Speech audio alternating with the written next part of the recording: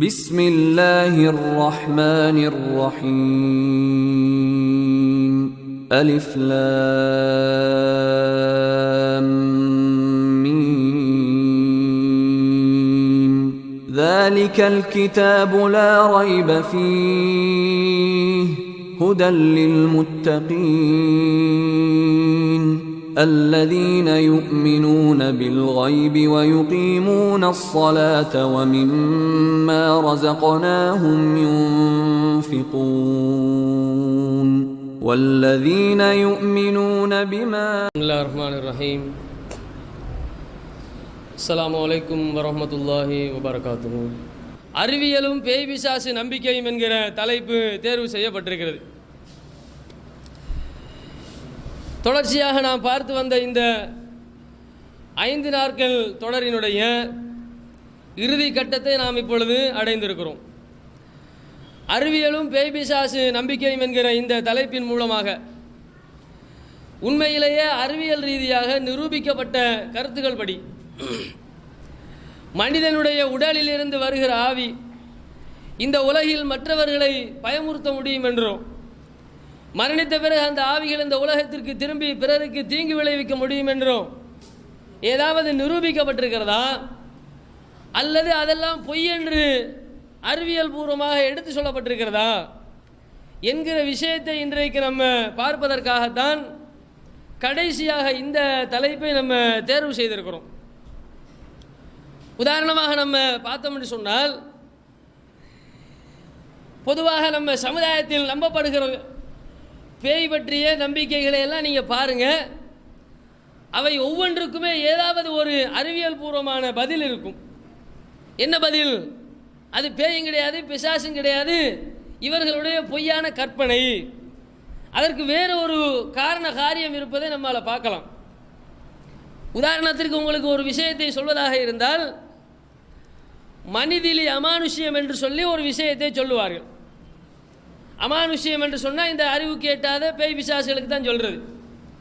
இந்த மனிதிலி அமானுஷ்யம்டா என்னது? இரவு நேரத்தில் நம்மளை சந்தித்து நெருப்பு இருந்தால் தாங்க அப்படின்னு கேட்குமாம். நம்ம அது இல்லை என்று சொல்லி ஏதாவது நம்ம பேசினோம் என்று சொன்னால் நம்ம மேலேயே பாஞ்சு நெருப்பை எரிய வச்சிருமா. இதுக்கு என்ன பேர் வச்சுருக்கிறாங்க சமுதாயத்தில்? இது ஒரு கொல்லிவாய் பிசாசு அப்படிங்கிற ஒரு பேரை இதுக்கு வச்சிருக்கிறாங்க. சில இடங்களில் எப்படி இதை நம்புகிறார்கள் என்று சொன்னால், நெருப்பில் விழுந்து யாரெல்லாம் செத்து போனார்களோ அந்த மாதிரியானவர்கள் தான் இப்படி வருவார்கள் அப்படி என்றெல்லாம் சொல்லக்கூடிய ஒரு காட்சியை நம்ம பார்க்குறோம். ஆனால் உண்மையிலே இது பேயும் கிடையாது, பிசாசும் கிடையாது. இப்படி யாரிடத்திலையும் பேசுவதும் கிடையாது, அது நெருப்புக்கு ஏற்பதும் கிடையாது. யதார்த்தமாக அறிவியல் ரீதியாக இதனுடைய விளக்கம் என்னவென்று சொன்னால், மீதேன் என்று சொல்லக்கூடிய ஒரு வாயு இருக்கிறது, மீத்தேன். இந்த வாயு இருக்கிறது அல்லவா, இந்த வாயுவினுடைய ஒரு தன்மை என்னவென்றால், இது எந்த இடத்தில் வெளிப்பட்டாலும் உடனே அது நெருப்பாக மாறிடும். நெருப்பை நம்ம மூட்ட வேண்டிய அவசியம் கிடையாது. அந்த வாயு வெளியாகிவிட்டாலே அந்த வாயு உடனே நெருப்பாக மாறி என்ன செஞ்சிடும்? எரிஞ்சு போயிடும். இரவு நேரங்களில் இது நடக்கும் பொழுது பார்ப்பவங்களுக்கு என்ன செய்யலாம்? ஒரு அதிர்ச்சியாக இருக்கலாம் இது. ஆனால் விஞ்ஞானபூர்வமான விளக்கம் இதுதான். இது எங்கே இந்த வாயு வெளியாகும் என்றால், வயல்களில் சதுப்பு நிறைந்த வயல்கள் இருக்குது, சகதியாக இருக்கும் பாருங்க. அந்த மாதிரியான வயல்களில் அந்த கீழ்ப்பகுதியில் அழுகி போன தாவரங்களும் மரங்களும் முக்கி போய் உள்ள கிடக்கும். அதனுடைய அந்த அழுகி போன கேஸ் வெளியாகிற நேரத்தில் அதுக்கு தான் உயிரி வாயுன்னு சொல்லப்படுது. அந்த வாயு என்ன செய்யும்? டக்குன்னு வெளியான உடனே எரிஞ்சிடும். இதை இரவில் பார்க்குறவங்க என்ன பண்ணாங்க? இதுக்கு கொல்லிவாய் பிசாசுன்னு பேர் வச்சாங்க. இதுக்கு என்ன சொல்லப்படுது? ஐதோரோ கார்பன் அப்படின்னு சொல்லப்படுது.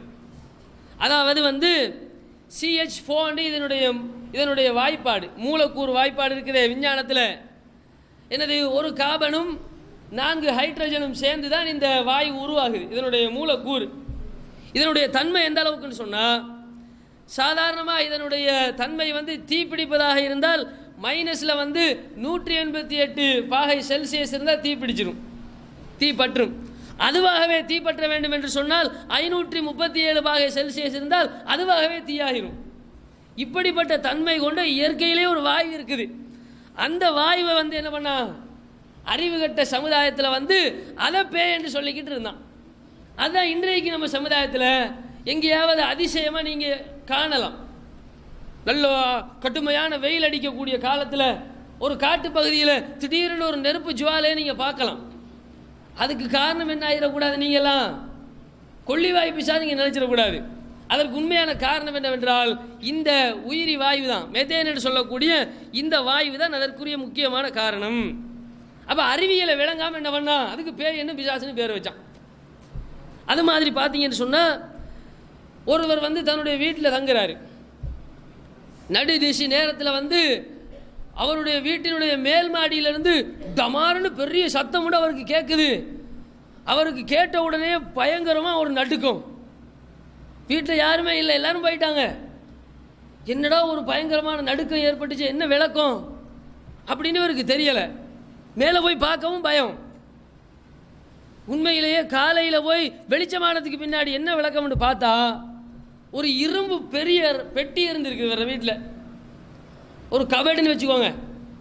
அதுக்கு மேலே ஏறி மேலே இருந்த ஒரு பொருளை எடுத்திருக்கிறாரு.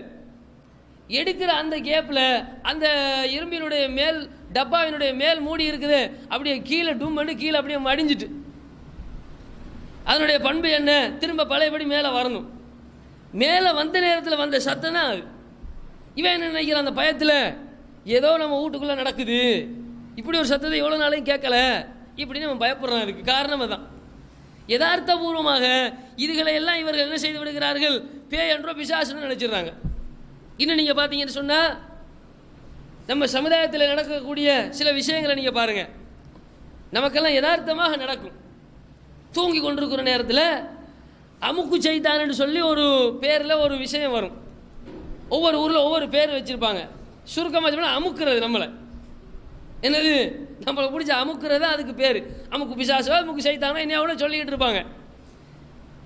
என்ன அமுக்குது அப்படின்னு இவங்களுக்கு தெரியாததுனால இது ஒரு பிசாசு அப்படின்னு நினச்சிக்கிட்டு இருக்கிறாங்க. இப்படி ஒரு பிசாசே கிடையாது உலகத்தில். என்ன இது அமுக்கிறது, என்ன காரணம் என்றால் அறிவியல் ரீதியாக இதுக்கு விளக்கம் என்ன தெரியுமா? மனிதன் தூங்குகிற நேரத்தில் அவனுடைய உள்ளமும் தூங்கிடும், உடலும் தூங்கிடும். உடல் உள்ளம் ரெண்டுமே தூங்கினவுடன் அவனுடைய உள்ளத்திற்கு என்ன செய்யும் என்று சொன்னால் கனவுகள் தோன்ற ஆரம்பிக்கும். கனவுல தான் அவன் பேசுவதும், கனவுல தான் அவன் நடப்பதும், சிரிப்பதும், அடிபட்டால் வலிக்கும், சாப்பிட்டால் சுவையாக இருக்கும், இதெல்லாம் கனவுல வந்துட்டு இருக்கும். அவனுடைய உள்ளம் இந்த கனவை காண்கிறது, உடல் அந்த இன்ப துன்பத்தை அந்த உடல் அனுபவிக்குது. ஆனால் கண்ணை விழிச்சு பார்த்தா உடலில் எந்த விதமான அடையாளமும் இருக்காது. தண்ணி பட்டிருக்காது, ரத்தம் பட்டிருக்காது, கீழே விழுந்திருப்பார், கால் உடைஞ்சிருக்காது, ஒன்றுமே நடந்திருக்காது. இது அந்த தூக்கத்தில் கனவுல நடக்கிற விஷயம். தூக்கத்தில் ஒருவனுக்கு ஏதாவது ஒரு ஆபத்து ஏற்படுது. இப்போ கனவுல ஆபத்து ஏற்பட்டவுடன் இவனுடைய கனவில் உள்ள உள்ளந்தான் என்ன செய்யுது, அந்த ஆபத்தை வந்து உணருது.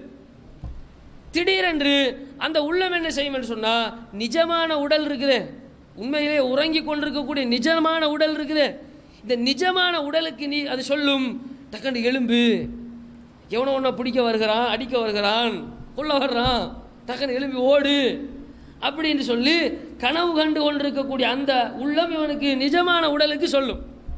ஆனால் நிஜமான உடல் எப்போ எழும்பும் என்றால், நிஜமான உள்ளம் கட்டளையிட்டால் தான் நிஜமான உடல் எழும்பும். கனவுல உள்ள இருக்கிற அந்த உள்ளம் கட்டளையிட்டால் நிஜமான உடல் எழும்பாது. இங்கே வந்து அது கட்டளை எவ்வளவுதான் போட்டாலும், எலும்புன்னு எவ்வளவு சொன்னாலும் கடைசி வரைக்கும் இவரால் எழும்ப முடியாது. கொஞ்ச நேரத்தில் இவராகவே அஸ்தமிச்சு போயிடுவார். கேட்டால் என்ன நினைப்போம், இது அமுக்கு செய்தான் அப்படின்னு நினைக்கிறோம். அறிவியல் ரீதியாக அந்த கனவில் உள்ள உள்ளம் என்ன செய்து நிஜமான உடலுக்கு கட்டளை போடுகிறது. அது அந்த கட்டளையை அது செயல்படுத்த, அது தூங்கிட்டு தான் இருக்கும். இது விளங்காமல் தான் என்ன செய்கிறது, இதெல்லாம் வந்து பேய் அப்படி நம்ம சமுதாயத்தில் நம்புறதை பார்க்குறோம். ஒருவர் வந்து என்ன பண்ணுறாரு, மிச்சம் பல காலமாக சொல்லி வரக்கூடிய ஒரு செய்தி தான் இது. பேய் ஒன்று இருக்குதா இல்லையா என்பதை பழங்காலத்தில் இருந்தே மறுத்து வரக்கூடிய ஒரு செய்தி, ஒரு கதை. இப்படிலாம் நம்பக்கூடாதுங்கிறதுக்கு 3 நண்பர்கள் சேர்ந்து ஒரு போட்டி வைக்கிறாங்க, ஒரு சவால். நம்ம ஊரில் இருக்கக்கூடிய அந்த பெரிய சவக்காலைக்கு நடுவில் இருக்கிற பெரிய வேப்ப மரத்துக்கு போய் மேலே ஏறி நான் சொல்கிற இடத்துல ஒரு ஆணி அடிச்சுட்டு வர்றவனுக்கு என்ன செய்வேன், நான் வந்து 1,00,000 ரூபா பணம் தருவேன் அப்படின்னு ஒருத்தர் சொல்கிறார். அதில் ஒருத்தர் நான் அதை செய்வேன் என்று சொல்லி தைரியமாக சவாலை ஏற்றுக்கிறார் பகல் டைமில். ஆனால் யானி அடிக்க வேண்டியது இரவு நேரத்தில். இவரும் சரி அப்படின்னு சவாலை ஏற்றுக்கிட்டு இரவோட இரவாக போகிறார். சுத்தியலையும் ஆணி எடுத்துக்கொண்டு ஏறுகிறார். மரத்தில் ஏறி ஆணி அடிச்சுட்டு கடைசியில் பார்த்தா பேய் அடித்து என்ன செய்கிறாரு, ரத்த வாந்தி எடுத்து ரத்தம் கக்கி செத்து போய் கிடக்கிறார். என்னடா பேய் அடிச்சிருக்குதுன்னு பார்த்தா பேய் பிடிச்சி இழுத்து இருக்குது. இவர் ஆணி அடித்து திரும்ப வந்திருக்கிறாரு. வரும்பொழுது பேய் பிடிச்சி இழுத்து இருக்குது. இழுக்கும் பொழுதே ஹார்ட் அப்படியே கடார்னு படார்னு வெடிச்சு என்ன செஞ்சிருச்சாரு, ஆள் செத்து போயிட்டார். உண்மையிலேயே பேய் இழுக்கவும் கிடையாது, நாய் இழுக்கவும் கிடையாது. என்ன நடந்திருக்குது என்று பார்த்தால் இவருடைய ஆடையினுடைய ஒரு துண்டையும் சேர்த்து அதில் வச்சு ஆணி அடிச்சிருக்கிறார். அந்த பதற்றத்தில் அந்த நடுக்கத்தில் என்ன செய்கிறோம் என்று விளங்காமல் இருட்டில் உடுப்பையும் துணியையும் சேர்த்து வச்சு அடிச்சிருக்கிறார். திரும்பி வரும் பொழுது அது என்ன செஞ்சிருக்குது, ஆணியில் இழுபட்டு யாரோ இழுக்கிறாங்க. அதோட இயக்கத்தில் அதிர்ச்சியில் ஹார்ட் வெடிச்சது தான். இப்படி நம்ம சமுதாயத்தில் சின்ன வயசுல இருந்து பேயை நம்பக்கூடாது அப்படின்னு அறிவார்ந்த ரீதியான எத்தனையோ விளக்கங்கள் நமக்கு சொல்லப்படத்தான் செய்யுது. அதில் இதுவும் ஒன்று. அப்போ இப்படியெல்லாம் நம்ம பார்க்குறோம். என்னத்தன்னு சொன்னால் இது மாதிரியான போலி நம்பிக்கை தான் என்ன செய்யுது, ஒரு மனிதனை வந்து பேய் பிசாசு இருக்கிறது என்று நம்ப வைக்கிறதே தவிர நிரூபிக்கப்பட்டதல்ல. அறிவியல் ரீதியாக இது உண்மை அல்ல என்கிறத நம்ம இதில் இருந்தெல்லாம் பார்க்கலாம். அடுத்த விஷயம், என்னதான் நம்ம சொல்லுவாங்கள்ல எரும மாட்டு மேலே மழை பொழிகிற மாதிரின்னு எவ்வளோ விளக்கத்தை சொன்னாலும் இல்லை நான் பேயை பார்த்துருக்கிறேன் அப்படின்னு கொஞ்சம் பேர் வரத்தான் செய்வோம். இப்படி பார்த்தவனு நம்ம என்ன தான் செய்ய முடியும்? எவ்வளவுதான் விளக்கத்தை சொன்னாலும் எவ்வளவுதான் தெளிவை கொடுத்தாலும் இல்லை அவர் உசுறு அவர் ஆவி வந்துச்சு, அது எனக்கு காட்சி தந்தது, நான் அந்த ஜங்ஷனில் பார்த்தேன், தனியாக இருட்டில் பார்த்தேன் இப்படின்னு சொல்கிறவனை திருத்தேலுமா? நம்மளால் திருத்தேலாது. அப்போ இவர்கள் உண்மையிலே என்ன பார்த்தாங்கன்னு நம்ம ஒரு தெளிவுக்கு வரணும். என்னத்தை பார்த்தாங்க, எப்படி இவர்கள் பார்க்கிறார்கள், எதை பார்க்கிறார்கள் அப்படிங்கிற தெளிவு நமக்கு இருக்கணுமா இல்லையா? இங்கே தான் முக்கியமான பல அறிவியல் விஷயங்கள் நம்ம அறியணும். முதலாவது என்னன்னு சொன்னால், எந்த விதமான சம்மந்தமும் இல்லாமல் எந்த விதமான காரணமும் இல்லாமல் திடீரென்று ஒரு உருவம் தெரிகிறது. ஒரு இருட்டில் அல்லது ஒரு ரூமில் தனியாக இருக்கும்பொழுது ஒரு நிழல் அல்லது ஏதாவது ஒரு சத்தம் திடீர்னு கேட்குறது, அதிர்ச்சியமான ஒரு சத்தம். யாருமே இருக்க மாட்டாங்க, சுற்றுமுற்றும் தெரியும் பார்த்தா யாருமே இருக்க மாட்டாங்க, ஆனால் சத்தம் மட்டும் கேட்கும். அல்லது ஏதாவது ஒரு உருவம் தெரியும். இதை இவர் பார்த்துருப்பார். இப்படி இவர் பார்க்கிறாருன்னா எப்படி பார்த்தாரு, எங்கேருந்து பார்த்தாரு, எதனால் பார்க்க முடியுது என்றால் இதுக்கு முதலாவது காரணம் என்ன தெரியுமா? இது மூளை கோளாறு. தெளிவான பதில் என்ன? இது ஒன்றுமில்லை, ரொம்ப யோசிக்க தேவையில்லை. டைரக்டாக இதுக்கு பதில் அளிப்பதாக இருந்தால் இதுக்கு என்ன பதில்? இது மூளை கோளாறு. அது என்ன மூளை கோளாறு? அப்படி ஒரு மூளை கோளாறு இருக்குதா? இல்லாத ஒரு உருவம் தெரியுமா? இல்லாத ஒரு சத்தம் கேட்குமா? அப்படி ஒரு மூளை கோளாறு இருக்குதா அப்படின்னு கேட்டால் அப்படி இருக்குது. என்ன இருக்குதுன்னு சொன்னால், மனிதனுடைய இந்த மூளையில் ஒரு கோளாறு இருக்கிறது. இல்லாமல் இருக்கிற ஒன்றை வந்து இருக்கிற மாதிரி பார்க்கறது, இல்லாத ஒன்றை என்ன செய்யறது, இருக்கிற மாதிரி நினைக்கக்கூடிய ஒரு தன்மையோடு என்ன செய்யுது மனிதனுடைய மூளையில் இயற்கையிலே இருக்குது. சும்மா சாதாரணமாக ஒரு உதாரணத்தை சொல்லுவோமே. இப்போ வந்து நம்ம வீட்டில் வந்து ஒரு பொருள் காணாமல் போயிடுச்சு. வீட்டில் ஒரு பொருள் காணாமல் போயிடுச்சு. நம்ம குடும்பத்தை நம்ம வீட்டில் உள்ள ஒரு பையன் வந்து வேர்த்து விளவெழுத்து போய் ஒரு மாதிரியாக நின்றுக்கிட்டு இருக்கிறான். நம்ம என்ன நினைப்போம்? இவன் தான் எடுத்துருப்பான் உடனே நினச்சிருவோம். ஏன், ஒரு பொருளை காணலை, இவன் தான் ஒரு மாதிரியாக பயந்து முழிச்சு நிற்கிறான், இவன் தான் எடுத்திருப்பான். இல்லாதவன்ட்ட கற்பனை பண்ணிடுவோம் நம்ம டக்குன்னு. அவன் வேறு ஏதாவது பிரச்சனையில் மாட்டினா கூட நம்ம அவனை தான் காரணமாக நினைக்கிறோம். சரி, இது ஒரு உதாரணத்துக்கு சொன்னதான். விஷயத்துக்கு வந்தோம்னா இது பொறுத்த வரையில் இது மூளை கோளாறு தான். இதுக்கு மருந்து தான் எடுக்கணும். வேறு விஞ்ஞான ரீதியான விளக்கம் வந்து அவங்களுக்கு விளங்காது. ஆனாலும் விஞ்ஞான ரீதியாக இதுக்கு என்ன விளக்கம்னு சொன்னால், மனிதனுடைய மூளையினுடைய அந்த இயங்கு திறனை பாருங்கள். இப்போ நாம் ஒரு பொருளை பார்க்குறோம், ஒரு மிருகத்தையோ அல்லது ஒரு மரத்தையோ நம்ம பார்க்குறோம்னு வச்சுக்கொள்ளுங்களேன். பார்க்குற பொழுதும் உண்மையில் அந்த மூளையும் அந்த பார்வையும் எப்படி இயங்குது? அல்ல ஒரு சத்தத்தை நம்ம கேட்குறோம்.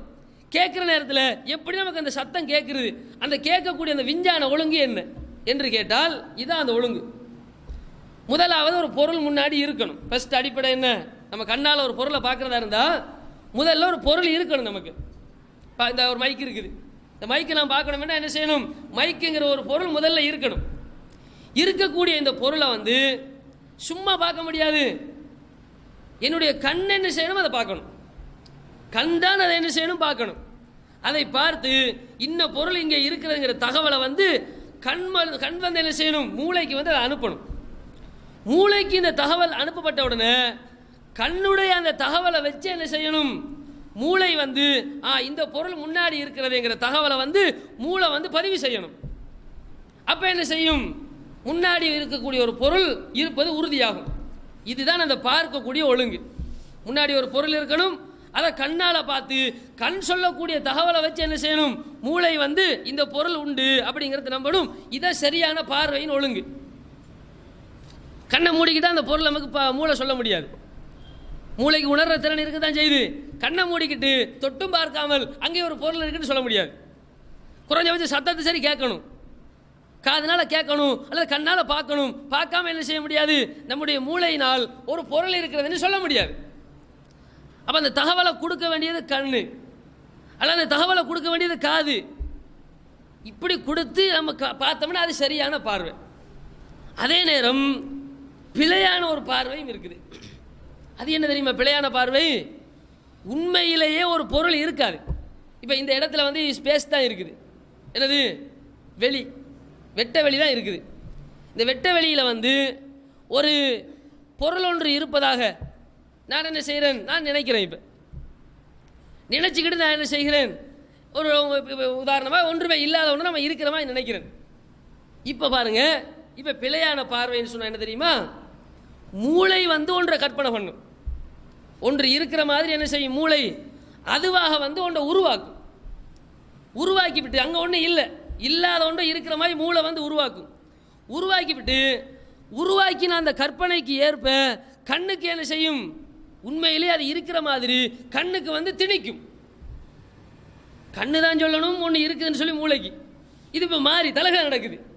மூளை ஒன்றை கற்பனை பண்ணிவிட்டு கண்ணுக்கு திணிக்கும், அங்கே ஒரு பொருள் இருக்குது, அங்கே ஒரு ஆள் நிற்கிறா, அங்கே ஒரு பொம்பளை வந்து நிற்கிது, ஒரு பொம்பளையும் ஒரு பிள்ளையும் நிற்கிது இப்படின்னு சொல்லி மூளை ஒன்றை அதுவாக கிரியேட் பண்ணி கொண்டு கண்ணுக்கு என்ன செய்யும், இப்படி ஒன்று இருக்குதுன்னு நீ உறுதி பண்ணு. இப்போ கண்ணுக்கு தெரியும். அப்புறம் மூளை சொன்னால் கண்ணுக்கு தெரியும். கண்ணுக்கு தெரிஞ்ச பின்னாடி திரும்ப மூளை என்ன செய்யுதுன்னு தெரியுமா, நான் இப்படி ஒரு பொருளை பார்த்திருக்கிறேன் என்று சொல்லி மனசில் பதிஞ்சிடும். இது வந்து பிழையான பார்வை. இதுதான் என்னது, இல்லாத உருவங்கள் தெரிவதற்கான முக்கிய காரணம். ரொம்ப யோசிக்க தேவையில்லை. நீங்கள் ஒரு லைட்டை பார்த்துக்கிட்டுறீங்க, அதாவது கண்ணுக்கு தெரிகிற பொருளை தான் மூளை தெரிகிறதுன்னு சொல்லணுமே தவிர கண்ணுக்கே தெரியாத ஒரு பொருளை மூளை தெரியுதுன்னு முடிவெடுத்தா அதுக்கு பேர் மூளை கோளாறு தான். ஆனால் இது இயற்கையிலேயே மனுஷனுக்கு கொஞ்சம் கொஞ்சம் இருக்கத்தான் செய்யுது, எல்லாருக்குமே இருக்குது. இப்படி ஒரு இப்போ ஒரு லைட்டை பாருங்கள் நீங்கள், அல்லது சூரியனை எலும்புட்டா பாருங்கள். பார்த்த உடனேயே ஒரு 2-3 செகண்ட் பார்த்துட்டு அப்படியே இந்த பக்கம் திரும்பினீங்கன்னா அந்த சுவரில் லைட்டு பத்தும்.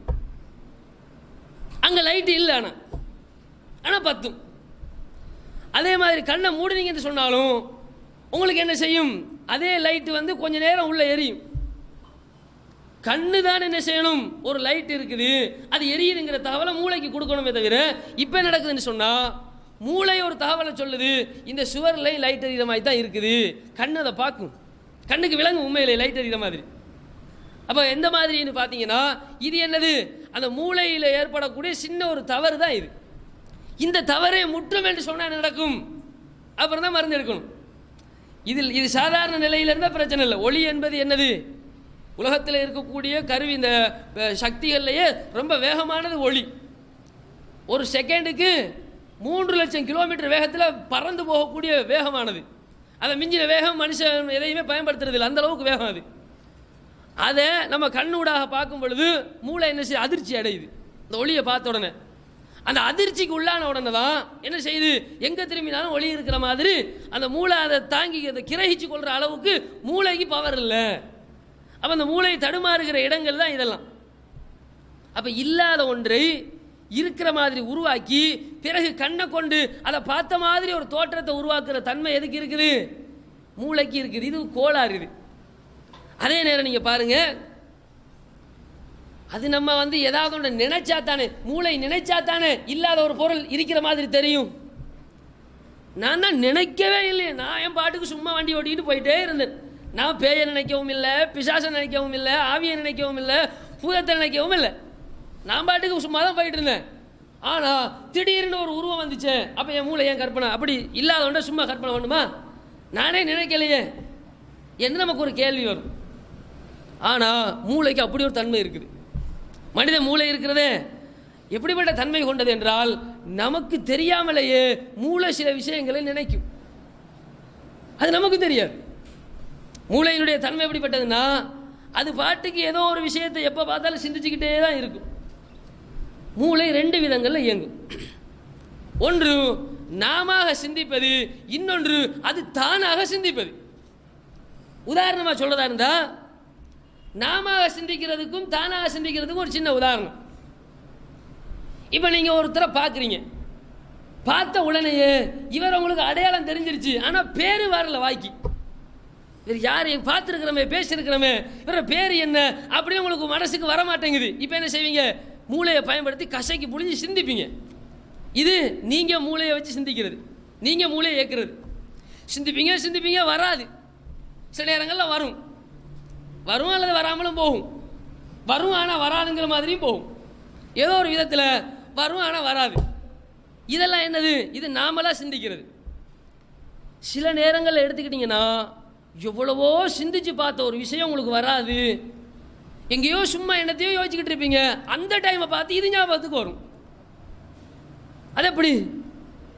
நீங்கள் சிந்திக்கும் போது வரல. அப்போ இதான் சொல்கிறது என்னது? நாம சிந்திக்கிறது ஒன்று இருக்குது, மூளை அதுவாக சிந்திக்கிறது ஒன்று இருக்குது. நாம சிந்திக்கும் பொழுது வராதது எப்பவும் வரக்கூடாது. நீ வரக்கூடாது தானே, சிந்திச்சு வரல. ஆனால் நம்ம அதை பற்றி சிந்திச்சே இருக்க மாட்டோம். அதை விட்டு போட்டு வேற வேலையை பார்ப்போம், வாடான்னு சொல்லி வேறொரு வேலையை பார்த்துக்கிட்டு இருக்கும் பொழுது திடீர்னு நம்ம பேர் நமக்கு ஞாபகம் வரும். அப்போ எங்கே இருந்து வருது? மூளையில் அதெல்லாம் பதிவாக இருக்குது. மூளையில் செய்யும், அதுவாக சில விஷயங்கள் சிந்திக்கும். அப்போ நமக்கே தெரிஞ்சிருக்காது. நான் இவன் பேரை நினைக்கணும், இவன் பேரை நான் சிந்திக்கணும்னு நான் நினைக்கவே இல்லையே, அது எப்படி திடீர்னு ஞாபகம் வந்துச்சு நம்மளே யோசிப்போம். குர்ஆனுடைய ஒரு சூரா, ஒரு வசனத்தை ஓதிட்டு போகும்பொழுது திடீர்னு இன்னொரு வசனம் மறந்துடும். ரொம்ப எடுத்து பார்ப்போம், கடைசி வரைக்கும் வராது. சரி பரவாயில்ல, விட்டுருவோம். கொஞ்சம் தூரம் வண்டியை ஓட்டிட்டு நடந்துட்டு போயிட்டு இருக்கும் பொழுது நம்ம குர்ஆனை எடுத்தெல்லாம் பார்த்துருக்க மாட்டோம், அதுவாக ஞாபகம் வரும். எங்கேருந்து வருது? மூளையில் இது மாதிரியான தன்மை இருக்குது. என்னது? அதுவாக நம்ம ஆர்டர் போடாமலேயே, நம்ம கட்டுப்பாட்டில் இல்லாமலேயே அதுவாக என்ன செய்யும்? சில விஷயங்களை சிந்திக்கும். அந்த கேட்டகரியில் தான் என்னது? இவங்கெல்லாம் பேயை பார்க்குறது. அங்கே பேயும் கிடையாது, பிசாசும் கிடையாது. நான் நினைக்கவே இல்லையே பேய் வரும் என்றால், நான் பயப்படவும் இல்லையே, நான் சும்மா தானே போயிட்டு இருந்தேன். பயந்திருந்தா அல்லது உள்ளத்தில் ஏதாவது ஒரு ஒரு ஒரு ஒரு அச்ச உணர்வு உள்ளுக்குள்ளே இருந்திருந்தா ஒரு பயத்தினால எனக்கு தெரிஞ்சிருக்கும்னு சொல்லலாம். அப்படிலாம் பயமே எனக்கு வரலையே என்று. அதுக்கு என்ன காரணம்? மனித மூளை அதுவாக சில நேரங்கள் என்ன செய்யும்? சில விஷயங்களை உருவாக்கிடும். அப்போ இந்த மாதிரி யாருக்காவது தெரிஞ்சால் கன்ஃபார்மாக மருந்து எடுத்தே ஆகணும். அதுக்கு என்ன ட்ரீட்மெண்ட்? என்னது? கண்டிப்பாக என்ன செய்யணும் அவங்க? இது ஏதாவது ஒரு நோய், இது மூளையில் நமக்கு ஏதோ ஒரு பிரச்சனை இருக்குது, இதை நம்ம என்ன செய்யணும்? நம்ம சுகப்படுத்தணும் என்பது தான் இதற்கான சரியான ஒரு ஒரு வழி, ஒரு அளவுகோல். இதான் இதுக்கு சரியான விடை இது. ஆக பேயை நான் பார்த்தேன், ஆவியை நான் பார்த்தேன் என்று யாராவது சொல்கிறார் என்று சொன்னால் அதுக்கு என்னதான் காரணம்? இந்த விஞ்ஞான அடிப்படை தான் அதுக்கு காரணம். அதுக்கு மேலே சொல்றதா இருந்தால், மனிதனுடைய மூளையில் வரக்கூடிய பிரச்சனையை பாருங்கள். அதுவாக ஒரு விஷயத்தை, ஒரு தோற்றத்தை, ஒரு சத்தத்தை உருவாக்கி வச்சு காதுக்கு கேட்ட மாதிரி இருக்கும், கண்ணுக்கு பார்த்த மாதிரி இருக்கும், நெச்சுரலாக பார்த்த மாதிரியே இருக்கும். இப்படி இருந்தால் அது கன்ஃபார்மாக அது பைத்தியம் தான். அது பைத்தியத்தில் ஒரு வகையை தவிர அதுக்கு வேற எந்த வைத்தியமும் சரி வராது. பைத்தியத்துக்கு தான் வைத்தியம் பண்ணணும். இந்த மாதிரியானவர்களுக்கு எப்பெல்லாம் இந்த நிலை ஏற்படும் தெரியுமா?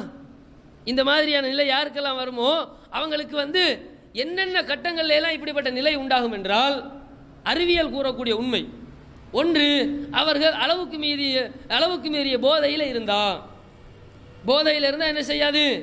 தாய் எது தாரம் எதுன்னு தெரியாதுன்னு சொல்லுவாங்க. தாய் தாரமாக தெரியும், தாரம் தாயாக தெரியும். அடுத்த வீட்டு பூஞ்சாதி கூட தான் பூஞ்சாதியாக தெரிஞ்சாலும் நிறைய பேருக்கு தெரியும். நிறைய வரலாறுகள் நம்ம படித்து தான் இருக்கிறோம் அதெல்லாம். அப்போது போதை ஒரு காரணம். ரெண்டாவது மனச்சிதைவுன்ற ஒரு நோய் இருக்குது. மனம் என்ன செய்யாது, ஒருமுகப்படுத்தப்பட்ட ஒரே நிலையில் மனசு இருக்காது. மனசு வந்து தடுமாறக்கூடியவர்களாக இருந்தால் இவங்களுக்கு மனசிதைவுங்கிற நோய். இந்த நோயில் உள்ளவர்களுக்கு என்ன செய்யும், இல்லாத ஒன்றை உருவாக்கி வச்சு ஒரு ஆளை பார்த்த மாதிரி பேசின மாதிரி இருக்கும் அவங்களுக்கு. அதே மாதிரி மூளையில் பலமாக அடி படுறது, மூளையில் வந்து பலமான அடி விழுந்தா என்ன செய்யும், அதனாலையும் வந்து என்ன செய்யும் என்றால் இப்படி தோற்றம் உருவாகும். அது மாதிரி கடுமையான தியானம், தியானம்டா தெரியும் தானே உங்களுக்கு. தியானம்டா என்னது, நான் கடவுளை ஆக போகிறேன், நானும் கடவுளை பார்க்க போகிறேன் அப்படின்ட்டு காட்டுக்குள்ளே போயிட்டு அவன் எல்லாத்தையும் விட்டு எறிஞ்சுவிட்டு காட்டுக்குள்ளே போய் அம்மனை கட்டையாக உட்காந்துருக்கிறது. கேட்டான்னு சொல்லுவார், நான் முற்றும் துறந்த முடிவார், எல்லாத்தையும் திறந்து விட்டு கிடப்பார். அது திறக்கிறது, இது துறக்கிறது. சரி, இந்த பைத்தியத்தில் இவன் முத்த என்ன நடக்கும் தெரியுமா, கடவுளை பார்க்கணும், கடவுளை பார்க்கணும், அவருடைய அவதாரத்தை பெறணும், ஆசியை பெறணும், வரத்தை பெறணும் என்று என்னத்தையாவது நினைச்சு தொடர்ந்து இதிலேயே பித்து பிடிச்சி இருந்தார் என்றால் திடீர்னு ஒரு நாளைக்கு உண்மையிலே கடவுள் வருவார். கடவுள் வரதானே செய்வார். ஏன் மண்டையிலே இப்போ கடவுள் வரணுங்கிற அந்த இது உள்ளுக்குள்ளே வந்து ஃபிக்ஸ் ஆகிட்டு இவனுக்கு. மூளையினி எல்லாத்தையும் அப்படி தான் அவனுக்கு சிந்திக்க தோண்டும். திடீர்னு ஒரு நாளைக்கு பைத்தியம் முத்தின உடனே கடவுள் காட்சி தருவார். எல்லாமே ஒளி பிரகாசமாக ஒரே ஜெகஜோதியாக தெரியும். கடவுள் பேசுகிற மாதிரி இருக்கும். இவரும் கடவுள்கிட்ட பேசுவார், கடவுள்கிட்ட இருந்து வரங்களை வாங்குவார். அப்படியே வீட்டுக்கு வந்து இனி உலகம் எல்லாம் அவருக்கு என்னையாக தான் தெரியும், அவருக்கு இனி அற்பமாக தான் தெரியும். அவரும் கடவுள் என்ற ஒரு அந்தஸ்துக்கு போனாலும் போயிடுவார். இந்த சூபியாக்கள் மகான்கள் இருக்கிறாங்களே, என்னது அனல் ஹக், நான் தான் ரப்புன்னு சொன்னானே, அந்த மன்சூருல் ஹல்லாஜ் சொன்னானே, அந்த மாதிரி இந்த அத்வைதம் அந்த இந்த தியானம்ங்கிற பேரில் இந்துக்கள் செய்கிறார்களே, இந்த வழிகட்ட கொள்கைக்குள்ளே பூர்ணாங்கன்னு வச்சுக்கோங்க, அளவுக்கு மீறின தியானம் வந்து அவனை வந்து மடையனாக்கிடும், இல்லாதவன்ட இருக்கிற மாதிரி காட்ட ஆரம்பிச்சிடும். இதனால தான் நிறைய பேருக்கு வந்து செத்துப்போன புள்ள கனவுல வர்றது, செத்துப்போன தாய் ஆவியாக வர்றது, செத்துப்போன மனைவி ஆவியாக வருவது, செத்துப்போன கணவன் அல்லது செத்துப்போன காதலி, இவங்கெல்லாம் ஏன் ஆவியாக வர்றாங்க தெரியுமா? இதுதான் காரணம்.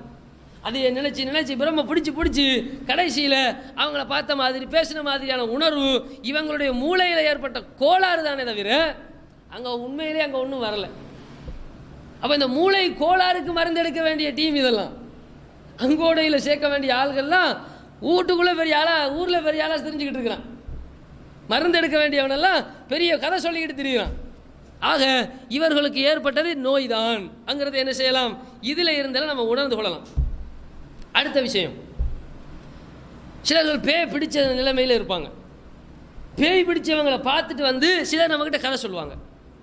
நான் பேய் பிடிச்சவனை பார்த்தேன், தலையெல்லாம் விரிச்சு போட்டுக்கிட்டு கோர பல்லையும் வெளியே காட்டிக்கிட்டு, ஒரு 10 பேர் போய் பிடிச்சாலும் யானை பலம், ஒரே வெறி. இதெல்லாம் என்ன செய்வாங்க, பேய் பிடிச்சவங்க கிட்ட வந்து பார்த்து சொல்லுவாங்க. அப்போ சாதாரண ஒரு பொம்பளைக்கு செய்யலுமா, சாதாரணமாக ஒரு 10 வயசு பையனுக்கு இப்படி பண்ணலுமா, சாதாரணமாக ஒரு பயந்தாங்கொல்லிக்கு இந்த மாதிரியெல்லாம் தைரியம் வருமா? சரிப்பா என்ன பண்ணார், திடீர்னு பேய் பிடிச்சவங்களை பற்றி நிறைய சொல்லுவாங்க. என்ன எல்லாம் சொல்லுவாங்கன்னு சொன்னால், பேய் பிடிச்சவர் என்ன செய்வார்ன்னு சொன்னால், அவருக்கு பயங்கரமான சக்தி இருக்கும், பயங்கரமான ஆற்றல் இருக்கும் அப்படின்னு சொல்லுவாங்க. என்ன ஆற்றல் அவருக்கு வந்துருச்சு அப்படிங்கிறது நம்ம கேட்டு பார்த்தோம்னா நம்ம முடிவெடுத்துடலாம். ஒன்று, 10 பேர் தின்ற சாப்பாட்டை அவர் மட்டும் தண்ணியை திண்டாருன்னு சொல்லுவாங்க.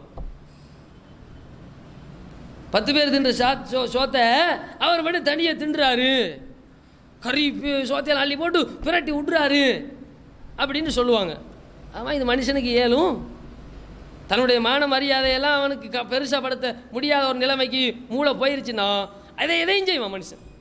நமக்கு வந்து ஒரு அச்ச உணர்வு, ஒரு மான ஈன உணர்வு இருக்குது. அது இருக்க போய் தான் என்ன செய்கிறோம், சில விஷயங்களை செய்யாமல் ஒழுக்க அந்த பேணி நம்மளை பாதுகாத்துக்கிட்டு இருக்கிறோம். அதெல்லாம் இல்லாமல் போதை நிலைக்கு போயிட்டான்னா அல்லது வந்து பித்து பிடிச்ச நிலைமைக்கு போயிட்டான்னு சொன்னால், பைத்தியம் பிடித்து விட்டது என்றால் தான் என்ன செய்கிறேன்னு விளங்காது. அவன் சோத்தை தின்ன தான் செய்வான். என்னது 10 பேரை பிடிச்சி தள்ளி விட்ட தான் செய்வான். அது மனுஷனுக்கு கேளுங்க. திடீர்னு ஒரு கூரைக்கு மேலே ஏறுறாரு, அப்படிலாம் ஏற அவருக்கு தெரியாது, இப்போ ஏறுறாரு. இதெல்லாம் பெரிய சக்தியா? உண்மையிலேயே கடவுள் அந்த ஒரு ஆவி உள்ளே பூந்திருக்குது, பயங்கரமான ஆற்றல் அவனுக்கு இருக்குது. நான் என்ன செஞ்சு காட்டணும் தெரியுமா? வலகுக்குள்ளே இருந்த தென்னை மரத்தை பிடுங்கி அடுத்த வலையில் எரிஞ்சு காட்டணும். எங்கேயாவது பேய் அப்படி எரிஞ்சிருக்குதா? நீங்கள் கேள்விப்பட்டிருக்கிறீங்களா? இல்லாட்டி என்ன செய்யணும்? வீட்டுக்கு ஒரே உதை, வீடு அப்படியே இடிஞ்சு கீழே விழுந்துடணும். இவ்வளோ பெரிய மாடி வீடு ஒரு உதையோட கீழே விழுந்துருச்சு. அப்போ உண்மையிலே இதென்றதான் பயங்கரமான பேய் தான் பூந்துருக்குது அப்படி முடிவு கொள்ளலாம். அப்படி முடிவு கொள்ளலாம். இது குதிரை கூரைக்கு மேலே ஏறுறாராம். கூரைக்கு மேலே ஏறி சரி வராது, எல்லாரும் ஏறலாம். திடீரென்று இங்கேருந்து பாஞ்சு நிலவை தொட்டுட்டு வரணும் அவர் கீழே. அப்படின்னே சொல்லலாம். இது மனுஷனுக்கே இயலாது. இப்படி யாராவது பேய் பிடிச்சி செஞ்சுருக்கிறானா? இந்த மாதிரியெல்லாம் எவனும் செய்யறதில்லை. எல்லாருக்குமே செய்ய முடிஞ்ச உடனே செஞ்சிருப்பாரு. கேட்டா என்னது? இது அதிசயம், ஆச்சரியம். ஒரு ஆச்சரியம் இல்லை, அவனுக்கு பைத்தியம். ஒரு ஆச்சரியம் இல்லை, அவனுக்கு பைத்தியம். பைத்தியத்தில் அப்படி செய்கிறான். இவன் நினைக்கிறது அதிசயம். அப்போ இவன் சொல்கிறவனுக்கும் பைத்தியம். அதான் எனக்கு அர்த்தம். இன்னும் பாருங்க, பேய் பிடிச்சவர் புது புது மொழியில எல்லாம் பேசுகிறாரு. சிங்களம் வாயில் ஹராம் வரவே வராது, ஆனால் சிங்களத்தில் கலகலன்னு பேசுகிறான். இங்கிலீஷில் சும்மா டஸ் புஷ்ன்னு பேசுகிறான். என்னது இங்கிலீஷில் பேசுகிறானா? அப்போ இது கன்ஃபார்மா இங்கிலீஷ்காரண்ட பேதான். என்னது வெள்ளக்காரண்ட ஆவிதான் இவன்ட வயிற்றுக்க பூந்திருக்குது. அல்லது என்னது செத்து போன சிங்களவனுடைய ஆவிதான் இவனுக்குள்ள பூந்திருக்குது. அதனால சிங்களத்திலையும் ஆங்கிலீஷ்லையும் மாறி மாறி பேசுகிறான். இதெல்லாம் ஒன்றும் கிடையாது. இதுக்கும் தெளிவான உளவியல் என்ன சொல்கிறது என்றால், இது ஹிஸ்டீரியாங்கிற பைத்தியம். இந்த பைத்தியத்துக்கு என்ன பேரு? ஹிஸ்டீரியா. மனிதனுடைய மூளையில் ஆழ்மனதுன்னு ஒன்று இருக்குது. இந்த ஆழ்மனது என்ன செய்கிறதுன்னு சொன்னால், நம்ம வாழ்க்கையில் எதை பார்த்தாலும் எதை கேட்டாலும் எதை செஞ்சாலும் அப்படியே வீடியோ ஆடியோ ரெக்கார்டிங் மாதிரி ரெக்கார்ட் பண்ணிக்கிட்டே போகும். அதில் ஹார்ட் டிஸ்க் முடியவே முடியாது, அழியவே. ஹார்ட் டிஸ்க் அவ்வளோ பெரிய ஹார்ட் டிஸ்க், அது பாட்டுக்கு பண்ணிக்கிட்டே இருக்கும், எதுவுமே மறக்காது. ஒரு உதாரணத்துக்கு நீங்கள் யோசிச்சு பாருங்கள். எல்லாம் மண்டைக்குள்ளே தான் இருக்குது, ஆனால் எல்லாம் உள்ளுக்குள்ளே சேவில் அந்த ஃபைலை க்ளோஸ் பண்ணி வச்சுருப்போம். நம்ம ஓப்பன் பண்ணால் உடனே வரும். இப்போ நீங்கள் சாதாரணமாக முதலாம் ஆண்டில் நீங்கள் எந்த பாடசாலையில் சேர்ந்தீங்க, அந்த முதல் நாள் என்ன நடந்துச்சு சிந்திச்சு பாருங்கள். எல்லாருக்கும் அந்த விஷயம் ரீல் ஓடும். இப்போ இப்படி நடந்துச்சு, ஆமாம் இப்படி நடந்துச்சு, இப்படி தான் போணுச்சு. ஆனால் நான் சொல்லும் வரைக்கும் நீங்கள் சிந்திக்கல. அதை சொன்ன உடனே சரி நீங்கள் சிந்திக்கிறீங்க. நான் கல்யாணம் செய்த முதல் நாள் என்னுடைய குடும்ப சொந்த பந்தங்கள் எல்லாம் எப்படி மகிழ்ச்சியை கொண்டாடினார்கள் அப்படின்னு கேட்டோட நீங்கள் சிந்திக்க ஆரம்பிப்பீங்க. அப்போ எல்லா ஞாபகங்களும் ஆழ்மனதில் அப்படியே அடங்கி போய் கிடக்குது உள்ளுக்குள்ளே. அந்த அந்த ஞாபகங்கள் எல்லாம் என்ன செய்யுது? உள்ளுக்குள்ளே தான் இருக்குதே தவிர அதை எதுவுமே என்ன செய்யலை, மறக்கலை. இதே இந்த ஆழ்மனதில் இவனுக்கு பைத்தியம் ஏதாவது பிடிக்கும் என்று சொன்னால், அதில் ஹிஸ்டீரியாங்கிற வகையில் இவன் மாட்டிக்கொள்வான் என்று சொன்னால், அப்போ என்ன செய்யும் தெரியுமா? இவன் பார்த்த சிங்கள படத்தை எல்லாம் இவன் பேச ஆரம்பிப்பான். அதான் பிரச்சனை. இவன் பார்த்த இங்கிலீஷ் படத்தை எல்லாம் பேச ஆரம்பிப்பான். இவனுடைய வாழ்க்கையில் ஏதாவது வேறொரு மொழிக்காரனோடு இவன் பேசியிருந்தான் என்றால், அல்லது பக்கத்தில் பார்த்துக்கிட்டு இருந்தான் என்றால், அவன் பேசுறதெல்லாம் என்ன செய்யும்? இவன் மனசில் சும்மா ரெக்கார்ட் ஆகிட்டே போகும். அதைத்தான் இவன் பேசுகிறானே தவிர உண்மையில் இவனுக்கு இங்கிலீஷும் தெரியாது, ஒன்றும் தெரியாது. அப்போ இதுவும் என்னதான்? பேய் பிடிச்சி ஆவி தான் உள்ளுக்கு இருந்து பேசுதுன்னு சொல்ல முடியாது. ஆவி உள்ளுக்கு இருந்து பேசுது இங்கிலீஷில் அப்படின்னு நினச்சிக்கிட்டு இருக்கிறாங்க. ஒரு ஆவியும் கிடையாது. இந்த பாவி தான் என்ன செய்கிறான்? இந்த பைத்தியத்துக்கு ஆளாகி இப்படி பேசிக்கிட்டு இருக்கிறான். அதான் இதுக்கு காரணம். அடுத்து என்னன்னு சொன்னால், அவர் உள்ளுக்குள்ளே இருந்து வேறொரு ஆள் பேசுகிறார்னு சொல்கிறாங்களே. ஒரு ஒரு உடம்பு ஒரு ஒரு ஒரு இஸ்மாயில் என்று சொல்லக்கூடிய ஒரு ஆளுக்கு பேய் பிடிச்சிருச்சு. அவர் இஸ்மாயில் தான் அவர். ஆனால் பேய் பிடிச்சவன என்ன செஞ்சிடறாரு? திடீர்னு ஜான்சனாக மாறிடுறாரு. ஜான்சனாக மாறி என்ன செய்கிறாரு? இங்கிலீஷில் என்னத்தையாவது பேசுகிறாரு. கடவுள் அது இதுன்னு சொல்லி கருத்தரை கூப்பிட ஆரம்பிச்சிட்டாரு. அப்போ என்னது? இது ஏதோ கிறித்துவ மதத்தில் உள்ள பாதிரியார் பேய் உள்ளே வந்துருச்சு போல அப்படின்னு நம்ம ஆளுகள் நினைக்கிறது. ஆனால் யதார்த்தம் என்ன? அல்லாஹ் குர்ஆனில் என்ன சொல்கிறான்? ஒரு மனிதனுடைய உடலுக்குள் இன்னும் ஒரு ரெண்டாவது உள்ளத்தை வச்சு ரெண்டு உள்ளத்தை அல்லாஹ் என்ன செய்யலை, எந்த மனிதனுக்கும் ஆக்கலை. ஆவி உள்ள பூந்த உடனே ஜான்சன், ஆவி வெளியே போன உடனே இஸ்மாயில். ஒரே ஆள் எப்படி ரெண்டா இருப்பாரு? அல்லாஹ் குர்ஆனில் தெளிவாக சொல்கிறான். சூரத்துல் அஹ்ஸாபில் 4வது வசனத்தில் அல்லாஹ் சொல்கிறான், மா ஜஅலல்லாஹு லிரஜுலின் மின் கல்பைனி ஃபீ ஜௌஃபிஹி. எந்த மனிதனுடைய உடலிலும் அல்லாஹ் என்ன செய்யவில்லை? 2 உள்ளங்களை வைக்கவில்லை. இவனுக்கு 2 உள்ளம் தானே. இப்போ பேயினுடைய உள்ளமாக பேயாவும் பேசுகிறாரு, பேய் மனநிலைக்கும் வர்றாரு, மனிதனாகவும் இருக்கிறான். என்னது? ரெண்டு மணலில் வைக்கல. அப்போ இதெல்லாம் என்ன காரணம் என்று கேட்டால் இதுவும் ஒரு வகையான மனநோய் தான் இது. அப்போ இந்த மாதிரி மனநோயாளிகளை கொண்டு போய் அங்கோட ஹாஸ்பிட்டலில் சேர்த்து அவனுக்கு வைத்தியம் பார்க்குறத விட்டுட்டு அவனை பெரிய புதினமாக்கி அவனுக்குன்னு பெரிய கதைகள் எல்லாம் கட்டி ஜோடிச்சு விட்டு அதை பார்க்குறதுக்கு ஒரு 50 பேருக்கு அறிவிப்பு கொடுக்குறாங்கன்னா அப்போ இதுகள்லாம் இந்த மாதிரியான போலி நம்பிக்கைக்கு என்னது முக்கிய காரணம். அடுத்த விஷயம், நமக்கு இந்த போலியான தோற்றங்கள் தெரிவது, சில நேரங்களில் பயத்தினால சில போலியான தோற்றங்கள் நமக்கு தெரியுது பாருங்க. பேய பிசாசை நம்ம நம்புகிறோம் பாருங்க, பார்த்தேன்னு சொல்லிடலாம். இந்த பேய் பிசாசு நம்பிக்கையை நமக்கு முக்கியமாகவே உள்ளத்தில் ஊட்டுவது யாருன்றீங்க கொஞ்சம் நியாயமாக மார்க் அடிப்படையில் சிந்திச்சிங்கன்னா இது எல்லாம் ஷைத்தானுடைய வேலை தான். எல்லாம் யார வேலை? ஷைத்தானுடைய வேலை. ஷைத்தான் அல்லாஹ் எதுக்கு அனுப்பியிருக்கிறான்? மனித உள்ளத்தில் ஊசலாட்டங்களை போடுறது. அப்படி நினைச்சு பாரு, இதை இப்படி நினைச்சு பாரு, உனக்கு உனக்கு அப்படி ஆகிட்டா என்ன செய்வேன், உனக்கு இப்படி ஆகினா என்ன பண்ணுவேன் அப்படின்னு சொல்லி உள்ளத்தில் போலி கடவுள்களுடைய நம்பிக்கையை, போலி கடவுள்கள் மேலே கொண்ட பக்தியை, போலி கடவுள்கள் மேலே கொண்ட பயத்தை யார் ஏற்படுத்துகிறான்? ஷைத்தான் தான் ஏற்படுத்துகிறான். அல்லாஹ்வுக்கு ஈக்குவலா ஒரு கடவுளை என்ன செய்ய வைக்கிறான்? நம்ப வைக்கிறான். இதே ஷைத்தானுடைய அதே குணத்தில் உள்ள ஒன்று தான் என்னது? ஆவிகளை பேய் பிசாசுகளை நம்ப வச்சு நம்முடைய கண்ணுக்கு பயத்தை உருவாக்கி இருட்டு நேரத்தில் தனிமையாக வீட்டில் இருக்கிற நேரத்தில் யாருமே நமக்கு துணை இல்லைங்கிற நேரத்தில் என்னத்தையாவது ஒன்று கிடக்க ஒன்று நினைக்க வச்சு சத்தத்தை கேட்குற மாதிரி கேட்க வச்சு பார்க்குற மாதிரி பார்க்க வச்சு ஷைத்தான் என்ன செய்வான் தெரியுமா? நம்மளை உறுதியாக பேய் பிசாசை நம்ப வச்சிருவான். அவனா தோற்றம் காட்டுறது கிடையாது. ஷைத்தானை நம்மளால் பார்க்க முடியுமா? அவனை பார்க்க முடியாது. என்னது? இன்னஹு யராக்கும் ஹுவ வ கபீலுஹு மின் ஹைசு லா தரவுனக்கும். ஷைத்தானும் அவனுடைய கூட்டமும் நீங்கள் அவர்களை பார்க்க முடியாத விதத்தில் அவர்கள் உங்களை பார்ப்பார்கள். நம்ம அவங்கள பார்க்க முடியாது ஷைத்தானை. ஹைசு லா தரவுனக்கும், பார்க்கவே முடியாத வகையில் அல்லாஹ் சொல்கிறான். அப்போது நம்மளால் ஷைத்தானை பார்க்கறது இல்லை. நம்மளோட உள்ளத்தில் என்ன செய்வான்னு சொன்னால், இந்த பேய் இருக்குது, மோகினி பேய் இருக்குது, கொள்ளிவாய் பிசாசு இருக்குது, இரத்த காட்டறி இருக்குது, இப்படின்னு சொல்லி என்னென்னத்தையெல்லாம் நம்ம உள்ளத்தில் நம்ப வச்சு கடைசியில் என்ன செய்கிறான்? அது மாதிரி நம்மளை பார்க்க வைக்கிற அளவுக்கு நம்முடைய மனநிலையில் என்ன செய்கிறான்னு சொன்னால் பயத்தை போடுறான். இதெல்லாம் ஷைத்தானுக்கு என்ன லாபம்? நிறைய லாபம் இருக்குது. நம்மளை லேசாக கொண்டு போய் என்ன செஞ்சிடலாம்? நிரந்தர நரகத்தில் தள்ளிடலாம். இந்த பேய் பிசாசை எவன் நம்புகிறானோ அவனை எல்லாம் நீங்கள் எடுத்து பாருங்க. எவனெல்லாம் பேய் பிசாசை நம்புறான்னு நீங்கள் எடுத்து பாருங்க, அந்த பட்டியல் எடுத்து பாருங்க. இவன் அவ்வளவு பேருமே இசுங்கட்டுறவனாக இருப்பான். இவன் அவ்வளவு பேருமே தாயத்து போகிறவனாக இருப்பான். இவன் அவ்வளோ பேருமே வீட்டுக்கு காவல் பண்ணுறவனாக இருப்பான். போத்தலை கொண்டு வந்து ஒவ்வொரு மூலையில அடித்து வைக்கிறவனாக இருப்பான். பேயிலிருந்து பிசாசிலிருந்து பாதுகாக்கிறதுக்காக வேண்டி அந்த அச்சிலம் தகட்டில் எழுதி வீட்டில் வந்து சுவத்தில் தொங்க வச்சுட்டு இருப்பான். இந்த மாதிரி அதுகளுக்கெல்லாம் நம்பிக்கை வச்சான்னா இவன் பச்சை சிறுக்கலான்னு இருக்கிறான். இவனை வெகு சீக்கிரம் வெகு இலேசாக என்ன செஞ்சிடலாம்? நரகத்துக்கு கொண்டு போயிடலாம். ஒரு தௌஹீத்வாதியை ஷைத்தானுக்கு நரகத்துக்கு கொண்டு போக இயலாது. கொண்டு போக இயலுமா? அவன் கபரை வணங்க மாட்டான், அவுலியாக்களை வணங்க மாட்டான், அல்லாஹ்வுக்கு நிகராக யாரையும் பிரார்த்திக்க மாட்டான். ஆனால் ஷைத்தான் என்ன செய்வான் தெரியுமா?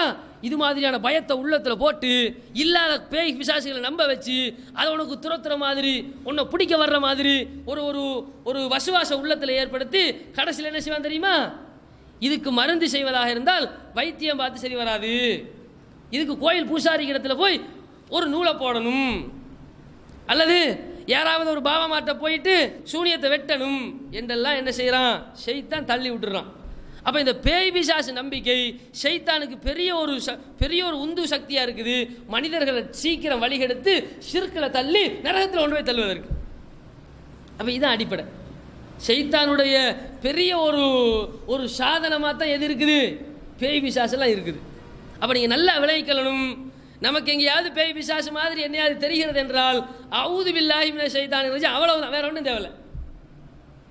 இம்மா யன்ஸகன்னக மினஷ் ஷைத்தானி நஸ்குன், ஷைத்தானிடமிருந்து ஏதாவது ஒரு தீண்டுதல் ஏற்படுகிறதா? ஃபஸ்தஈத் பில்லாஹி மினஷ் ஷைத்தானிர் ரஜீம், அல்லாஹ்விடத்தில் சபிக்கப்பட்ட ஷைத்தானிடமிருந்து பாதுகாப்பு தேடுங்க. அப்போ நம்மளோட மண்டே என்ன செய்வான்? ஷைத்தான் குழப்புவான். இப்படி தான் ஒருத்தர் என்ன செய்கிறாரு? ஒரு ஃப்ளாட்டில் வந்து வாடகைக்கு போய் தங்கியிருக்கிறாரு. ஒன்றுக்கு போகிறதுக்கு மொட்டை மாடிக்கு தான் போகணும். நடுநிசி நேரத்தில் கடுமையாக ஒன்றுக்கு முடி இருக்குது. சிறுநீர் கழிப்பதற்காக வேண்டி மொட்டை மாடியில் ஏறி இருக்கிறார். லைட்டு வேற இல்லை, கரண்ட் போயிடுச்சு. அதே மாதிரி பக்கத்துலேயும் ஒரு மாடி வீடு. இந்த மொட்டை மாடியில் இருந்து அந்த மொட்டை மாடி அப்படி பார்த்துருக்கிறாரு. வெள்ளை நிறத்தில் ஒரு பேயும் கருப்பு நிறத்தில் ஒரு பேயும் அங்கிருந்து பறந்து வந்திருக்கிறது பிடிக்கிறது. பார்த்த உடனே பதறி அடித்து கீழே வந்து வீட்டுக்குள்ளேயே ஒன்று போயிட்டானா. கடைசியில் காலையில் போய் பார்த்தா அந்த மாடியில் வந்து ஒரு அபாயாவையும் ஜுப்பாவையும் கழுவி போட்டிருக்கிறான். உண்மையிலே இவன் பார்த்தது எதை? ஒரு கருப்பு அபாயாவையும் ஒரு வெள்ளை ஜுப்பாவையும். இவனுக்கு விளங்கியிருக்கு எப்படி இருட்டில் ஒரு பெரிய பேய், 2 பேய் ஜோடியாக வந்து இவனை அட்டாக் பண்ண போகிற மாதிரி. அவன் இந்த பய உணர்வு இவனை எப்படி கொண்டு போகுது பார்த்தீங்களா? நல்ல வேலை பார்த்ததுனால இது பேய் இல்லைன்னு விளங்கியிருக்கும் இவனுக்கு. பார்க்காம விட்டுருந்தா இதுக்குன்னே தனியாக கோயில் குளம்னு சுற்ற ஆரம்பிச்சிருப்பானா இல்லையா? இதுக்குன்னே தனியாக இசும் அசுமானு ஓதி குடிக்க ஆரம்பிச்சிருப்பானா இல்லையா? இவனுடைய அந்த உள்ளந்தான் பேய். அரண்டவன் கண்ணுக்கு இருண்டதெல்லாம் பேய் என்று சொல்லுவாங்க. கொஞ்சம் பயந்துட்டோம்னு வச்சுக்கோங்க, எல்லாம் ஒரு மாதிரி தான் தெரியும். நம்ம கொண்டு போய் சாத்தி வச்ச மோட்டார் சைக்கிளை பார்க்கும் பொழுது நமக்கு பேய் மாதிரி தான் தெரியும். பார்த்தா நம்ம தான் ஒரு மோட்டார் பைசைக்கிளை சாத்தி போட்டு உள்ளே போயிருப்போம். இருட்டில் என்ன கிடக்குது ஏது கிடக்குன்னு விளங்காம எதையாவது அவனோட கற்பனை பண்ணுறது தான் மனுஷனுடைய ஒரு போலியான ஒரு நம்பிக்கை என்பதை இதையெல்லாம் நமக்கு காட்டுதா இல்லையா? இதுக்கு மேலே சொல்றதாக இருந்தால், இந்த பேய் பிசாசு பற்றி இங்கிலாந்தில் வந்து ஒரு ஆய்வு பண்ணுறான் ஒரு விஞ்ஞானி, மனோதத்துவவியலாளர் ஒருத்தர், பிரைட் லைட்னு சொல்லக்கூடிய ஒருத்தர் என்ன பண்ணுறாரு, ஆய்வு பண்ணுறாரு. பேயோ பிசாசோ கிடையாது என்பதை மக்களுக்கு நிரூபிப்பதற்காக வேண்டி ஒரு ஆய்வு பண்ணுறாரு.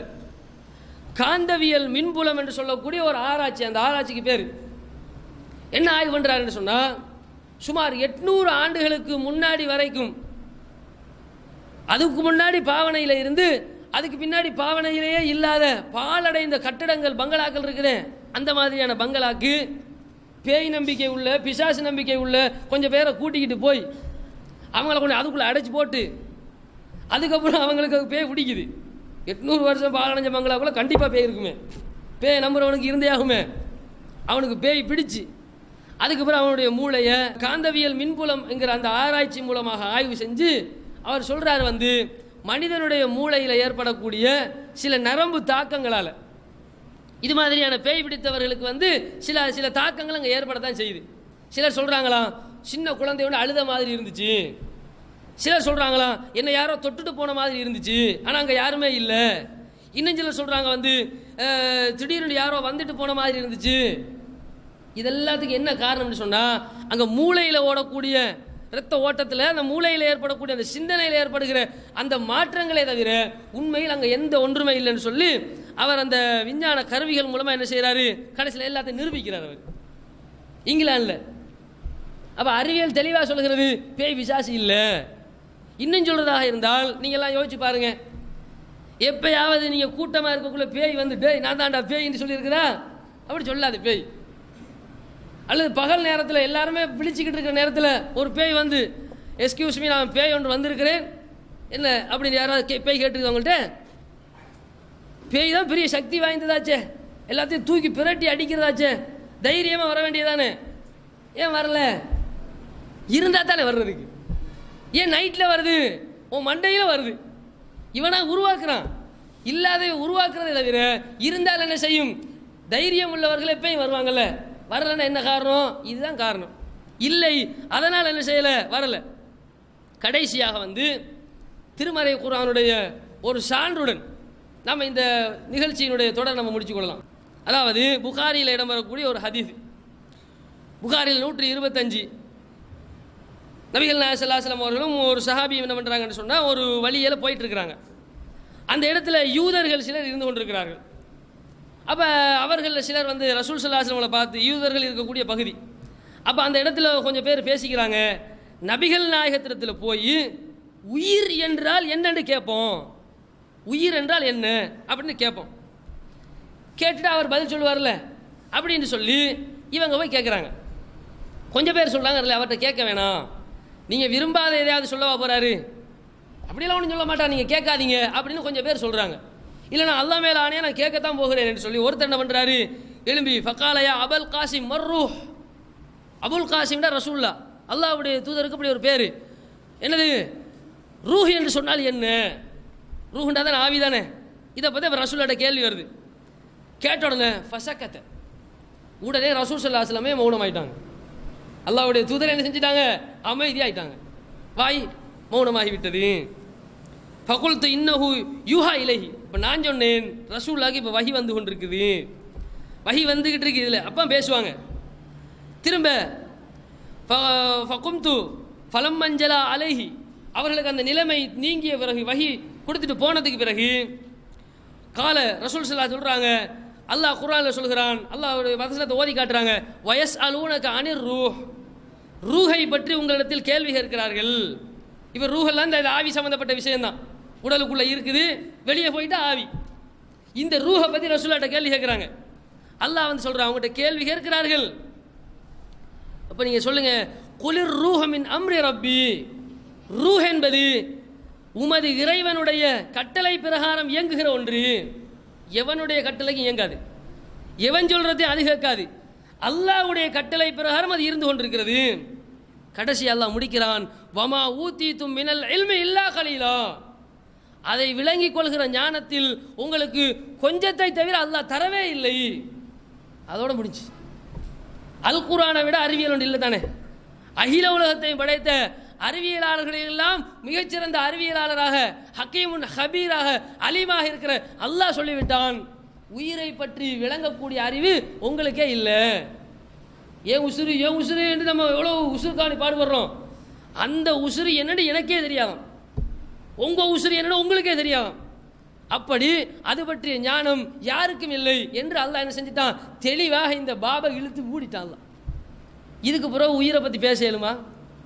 உயிர் என்ன கலரு, ஆம்பளையா பொம்பளையா, அது என்ன உசரம், அது என்ன பாரம், அது குளிர்ச்சியாக இருக்குமா சூடாக இருக்குமா, அது வெள்ளையாக இருக்குமா கருப்பாக இருக்குமா, அது நைட்டில் வருமா பகலில் வருமா, இப்படியெல்லாம் ஆய்வு பண்ண இயலுமா? அதை உயிர் அல்லாஹ்வுடைய கட்டுப்பாட்டில் இருக்குது. அப்புறம் எப்படி அதை பார்க்க முடியும், எப்படி அதை பேச முடியும் அதோட? எனவே இந்த தெளிவான திருமறை வசனத்தின் அடிப்படையில், அறிவியல்களுக்கெல்லாம் பெரும் அறிவியலின் அடிப்படையில் எந்த விதமான பேய் பிசாசுகளும் உண்மையில் மனிதர்களை என்ன செய்ய முடியாது, பார்க்கவோ தீண்டவோ மனிதர்களுக்கு ஆபத்து ஏற்படுத்தவோ முடியாது. இதுதான் இஸ்லாம் சொல்லக்கூடிய அறிவியல். எல்லா விதமான அறிவியலினுடைய முடிவு இதைத்தான் நமக்கு விளக்குகிறது. பேய் பிசாசு என்பதே கிடையாது.